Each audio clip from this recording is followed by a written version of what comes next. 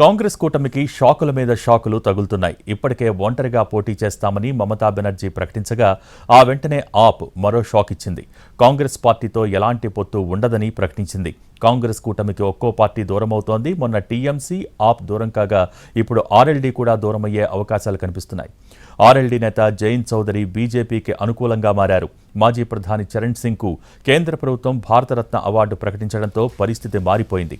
ఇప్పుడు BJP offer ఇస్తే ఎలా తిరస్కరిస్తానంటూ చరణ్ సింగ్ మనవడు జయంత్ చౌదరి చెప్పడం ఆసక్తికరంగా మారింది. చరణ్ సింగ్కు భారతరత్న ప్రకటించగానే హృదయాలను గెలుచుకున్నారంటూ మోడీపై ప్రశంసలు కురిపించారు. ఆర్ఎల్డీకి 2 లోక్సభ, 1 రాజ్యసభ సీటును బీజేపీ ఆఫర్ చేసినట్టు తెలుస్తోంది.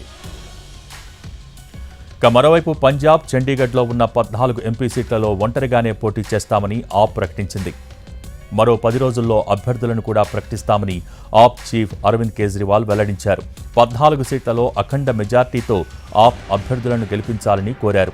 2 ఏళ్ల క్రితం జరిగిన అసెంబ్లీ ఎన్నికల్లో మద్దతు ఇచ్చినట్టే సార్వత్రిక పోరులో 14 స్థానాలలో ఆప్ను గెలిపించాలని విజ్ఞప్తి చేశారు.